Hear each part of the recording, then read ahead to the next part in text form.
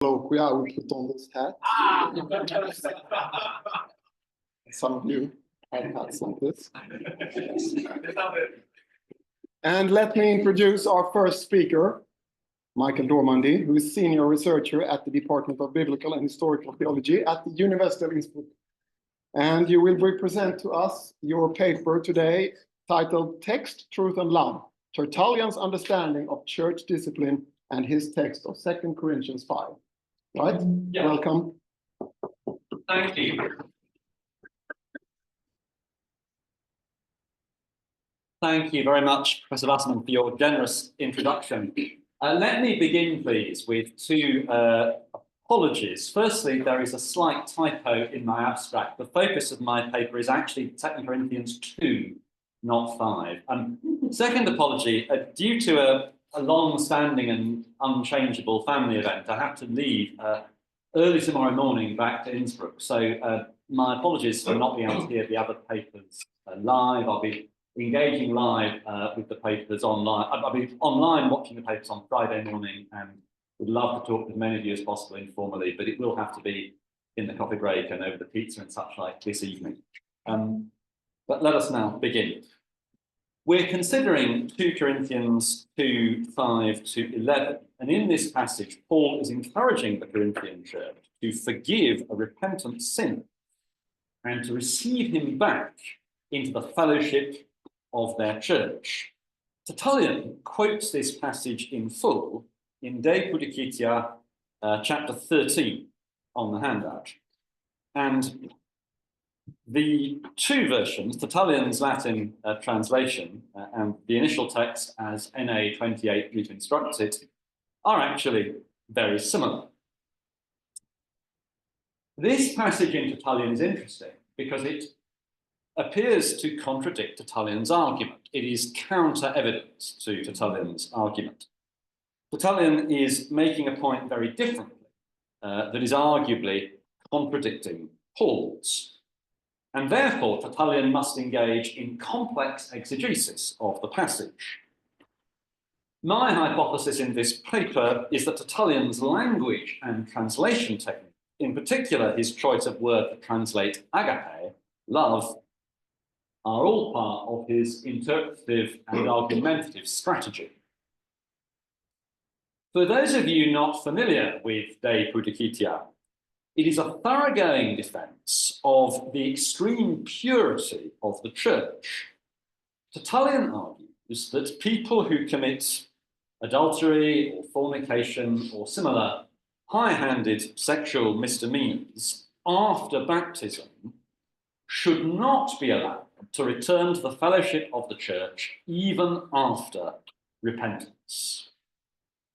Tertullian believes, I think, in the eternal eschatological forgiveness by God of any repentant sinner.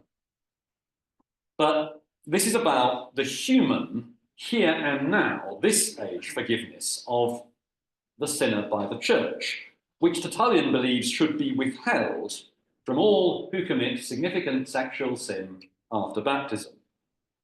And he engages in detail in De Pudicitia with many biblical passages which appear to contradict him, including this passage in 2 Corinthians. Part of the discussion is whether or not the person being forgiven in 2 Corinthians 2 is the same person who has had the relationship with his stepmother in 1 Corinthians 5. Both modern and patristic authors disagree about whether or not these are the same people. And as I say, I want to consider today Tertullian's translation as part of his argumentative strategy. I largely follow our esteemed conference chair Hugh Houghton's broad reconstruction of the history of the Latin New Testament, and also Heinrich Zimmermann's earlier study focused on 2 Corinthians. And in line with both those scholars, I think that probably that the first continuous translation of all or most of the text of the Vedus Latina, Old Latin, was at least arguably completed between the time of Tertullian and the time of Cyprian.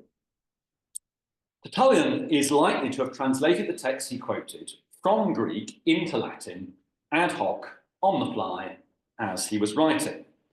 Most of the time he probably did not have copies of the New Testament books in Latin, but rather accessed the text in Greek and translated himself as he wrote. This means he is unlikely to be of much value for reconstructing the text of the Vetus Latina when it was first written. But he is very useful evidence for translation technique and Sprachgebrauch in the formative period of Christian biblical Latin in North Africa. And he's very useful, therefore, for understanding the development of the Latin New Testament.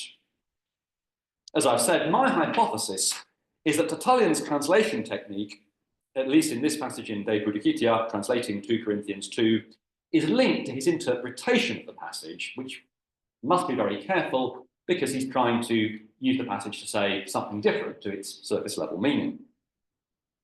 And of course, this is a priori probable because Bible translators inevitably, their theology affects how they translate controversial passages. And of course, their views on translation affect their theology, vice versa.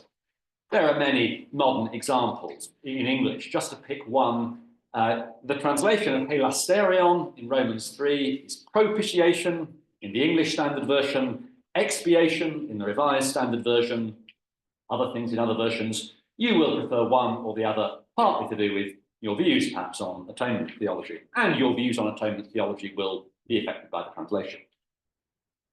And this is even more so in Tertullian's case because he is translating ad hoc for the particular purposes of his argument.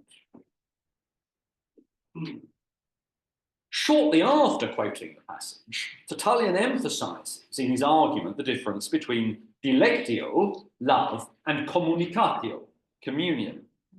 According to Tertullian, Paul supports the sinner receiving dilectio, but not communicatio. Tertullian emphasizes, and you could reasonably say his argument depends on this subtle distinction between dilectio and communicatio.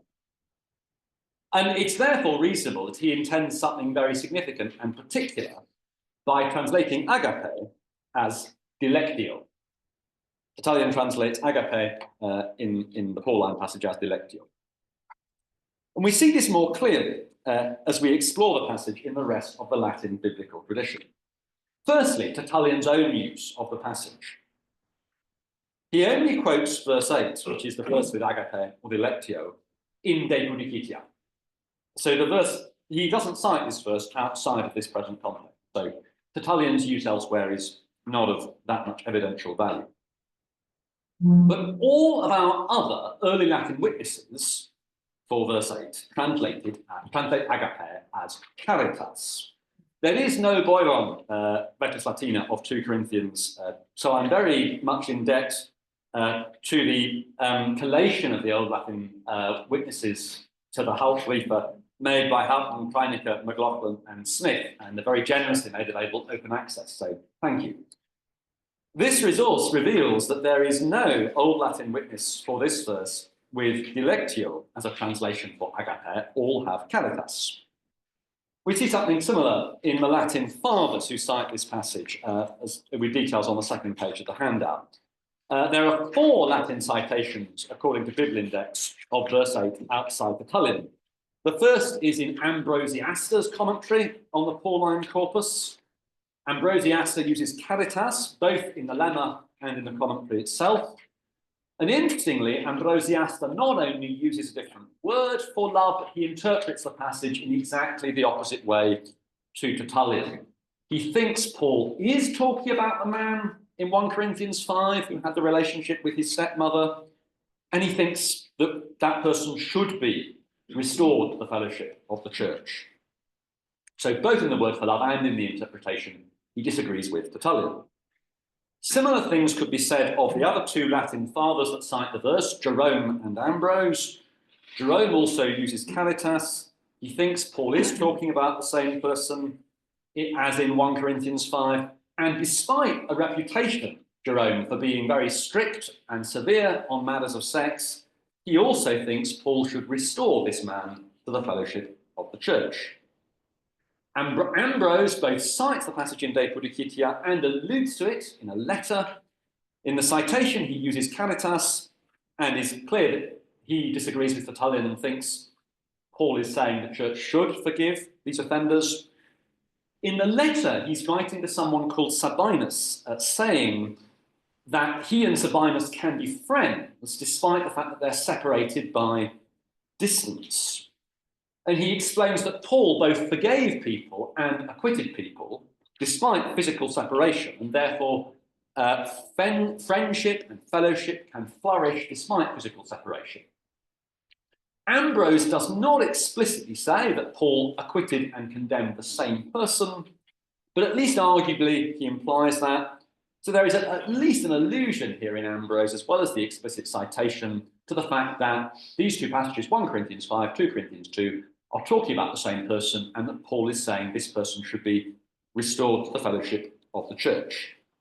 So all the Latin fathers, apart from Tertullian, of whom we have evidence, use a different word for love, caritas, not dilectio, and interpret the passage in exactly the opposite way. Repentant sexual sinners should be restored to the fellowship of the church.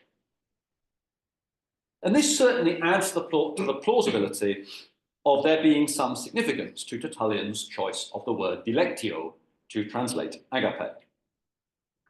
Let's now consider some other possible translations, some of the rest of Tertullian's translation technique for that crucial verse. And here I must concede something which is a significant problem for my hypothesis, which is that dilectio is Tertullian's standard translation for agape. Dilectio is not an unusual translation for agape. I don't think he's doing something unusual. He's not departing from standard use. However, I nevertheless argue that Tertullian is deliberately and significantly not departing from standard use, as he does sometimes on other occasions, because here the standard use suits perfectly the theological point he wants to make. According to Marshall's new edition of the Moulton-Eden New Testament Concordance, based, I think, on one of the more recent Leslie Allen editions, but with data on the variants, the agap root, either the noun, the verb agapao, or the adjective agapetos, appears just under 150 times in the Pauline corpus. And the majority of those, about 110, are just never cited by Tertullian. And then most of them, at least 20, are translated as dilectio, and there's a few occasions when he uses a different word. So I thus repeat what I said earlier. Dilectio is his standard translation. I'm not claiming he is doing anything unusual.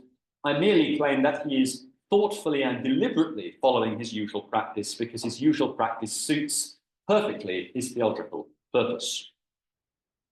Let's look at a few examples. So the first example on the handout is just an example of the standard use, where in De Scorpiacae he quotes Romans 8 with 3 uses of the root, 2 of the noun, agape, translated dilectio, and 1 of the verb agapao, translated dilego.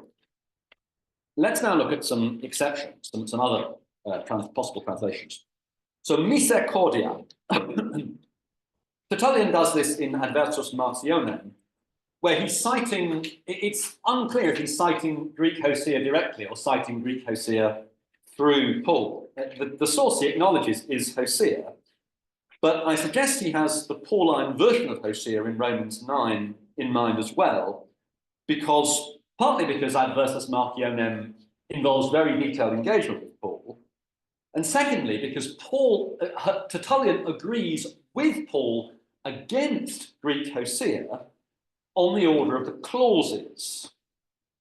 So in both Tertullian and in Paul, the clause about being God's people comes before the clause about love, but in Greek Hosea, it's the other way around. There's no evidence that Tertullian knew Hebrew, so I'm not kind of exploring the Hebrew tradition of Hosea in this. And it seems that although Tertullian takes the word order from Paul, he is taking the word for love to be in line with Hosea, because he translates love as misericordia, which arguably more closely reflects eleos than agape, which shows that he is thoughtful about how he translates agape in Paul. He doesn't use the delayed root whenever he sees agape in Paul. Here he is changing it to agree with Hosea. And I suggest this is not just because he is simply translating Greek Hosea, but because he is influenced by conscious memory of Romans 9 as well, because he follows the order of concepts in Romans 9. Next example, lenitas, is particularly interesting because it's in De Pudicitia, it's in the same discussion as our main passage. Tertullian is here continuing to wrestle with the appropriate response of the church to sin, and he quotes 1 Corinthians 4, translating agape as lenitas. Would you like me to come in the spirit of a rod or in the spirit of agape lenitas? Again, I think the reason is that leniency and mildness is a more appropriate way to translate agape, given that it's one of the main themes of De Pudicitia. My final example of an alternative translation is agape written in Roman letters, in other words, simply transliterating the Greek word. This is quite common in some witnesses to the Latin New Testament, but there is only one example in Tertullian, and that it's this example. Well, in here. Tertullian is discussing the 3 theological virtues in 1 Corinthians 13, verse 13, faith, hope, and love. And there are 3 passages in Tertullian when he alludes to that passage at the end of 1 Corinthians 13. The one at the bottom of the handout is one at the bottom of that page of the handout is a fairly clear quote or very close allusion, and he calls the 3 virtues fides, space, and dilectio. The second one, just above on the handout from Adversus Marcionem, is again an allusion to the passage with dilectio, noting that dilectio is above all the other gifts, which is why it's an allusion to that passage in 1 Corinthians. But the first message on the handout from De Euenio on fasting is also an allusion, but he calls love agape in Roman letters. It's a reasonably clear allusion to 1 Corinthians 13 because we see fides and spes there as well. We also see love being greater than the other 2, so pretty clear allusion to 1 Corinthians 13, but love is translated agape in Roman letters rather than dilectio. The passage is a quite crude joke, so I won't translate it aloud in English. But possibly the fact that he's joking here is why he goes for a different translation, dilectio, not agape. So that's a survey of how Tertullian translates agape when translating the word or alluding to it in Paul. I hope to extend the project by looking at how Tertullian translates agape in the rest of the Greek New Testament and indeed in the Septuagint. Let's now think about some other times when Tertullian uses the word for love, other evidence of nuances for Tertullian's use for love. We'll move past that example from 2 Corinthians 7:1. But I want to talk briefly about the love your enemies command. Tertullian cites or alludes to Jesus' command to love your enemies on 7 or 8 occasions, so quite regularly. It's an important passage for Tertullian, the command to love one's enemies. Not always clear, not always sort of meaningful to distinguish if he's citing to or alluding the Matthean or the Lucan version, but the general idea of Jesus' command in the Sermon on the Mount or plain to love enemies is very important to Tertullian, and it is always deligo. It's always that root, the deli root. For Tertullian, Jesus commands us to deligo our enemies, never to caro them, never to amo them, always deligo. And this is significant, I suggest, for understanding Tertullian's citation of 2 Corinthians 2. Because Tertullian's version of the Pauline citation tells the church to deligo the sexual sinner. But as Tertullian makes clear, this does not mean bringing the sexual sinner into communicatio, into the fellowship of the church. And according to the ante-Nicene fathers more generally, that is exactly how Christians should treat their enemies. Should we love our enemies as Christians? Well, yes, the ante-Nicene church would say. Jesus told us to. That's why we see such moving examples of non-violent resistance in the early Christian martyr accounts. Should we admit our enemies and our persecutors to baptism and communion as Christians? No, the ante-Nicene Church would say. We know that requirements for baptism and communion in the ante-Nicene Church were very strict. Jesus' command to love is a passage Tertullian cites many times, and it was well known to him. Therefore, it probably coloured his translation of 2 Corinthians 2. I've shown that he chooses his words for love very carefully. His choice of deligo translating 2 Corinthians 2 fits his argument exactly. Tertullian wants the church to treat serious sins exactly the same way he thinks Jesus tells Christians to treat their enemies, with love, but not with sacramental fellowship. There's another passage on the handout which is just an example of Tertullian distinguishing quite carefully between deligo and amo, which we don't have time to go into. A few brief closing remarks. I've not done much textual criticism in the traditional sense in this paper. We've learned nothing new about the initial text of 2 Corinthians 2, or indeed about the Vetus Latina. However, I hope we have learned a small something new about the translation technique and the hermeneutics of perhaps the first translator of the New Testament into Latin, which is useful, I hope, in understanding the Latin New Testament, both as a witness to the initial text of the Greek and as a valuable piece of church history in itself. Thank you very much.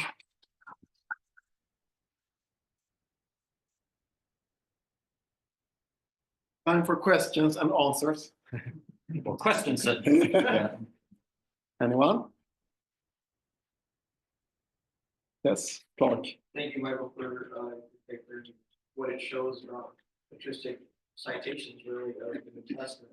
And broadly speaking, do you think, given this example, particularly in the Latin, it's going to be more helpful for reconstructing the text from citations to know more about sort of the history of each patristic source in Latin and how they use those words, so we're not maybe reading into it some sort of like a variant reading that's legitimate because it's actually conditioned by his interpretations. Like, would you consider Tertullian's use of dilectio a valid variant reading in Latin, or would you think should be rejected because it's based on his the way he theologically reads the passage? Really, really good question. And answer the first one first. I think the short answer is yes, it is really important to understand the context in which a church father or early Christian writer uses a verse that they're citing or alluding to. I think it's always worth seeing the context in the patristic work. I don't think Tertullian's use of dilectio is a variant reading because it's not evidence he had any Greek text in front of him other than agape. Like there's agape is the standard way dilectio is the standard way he translates agape. So very likely he had agape in front of him. There's no evidence anywhere for there ever being in the ancient world a variant on agape in 2 Corinthians 2 verse 8.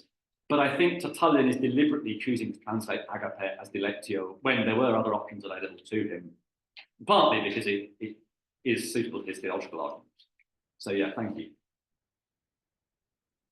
Did you search, is there any place where he uses caritas at all, perhaps to translate another Greek word? Is that part of Tertullian's sort of Latin lexicon? Does he use that word elsewhere? That is the next stage in the project, to search a bit more widely for how he uses some of these words when not translating Paul.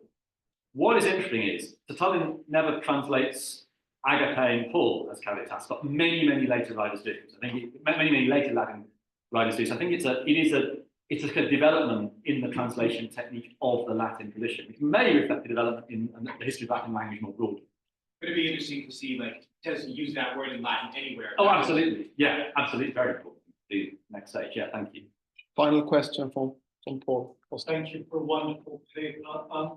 Just looking at the Vulgate, I noticed the lectio in the Pauline epistles is only used twice in Romans 12:9 and 13:10. But to go to your point about how they reserve that term, 13:10 is toward a neighbor, someone outside. Yeah. And in 12:9, it's interesting, love without hypocrisy, but in the next slide, brotherly love, these are all translations of āγάπη. Yeah. It switches to caritas. So, Yeah. I mean, boldface might support even more the argument of the distinction between inward love and outward love. Yeah, fantastic, and yeah, really helpful point for me. Thank you. Thanks.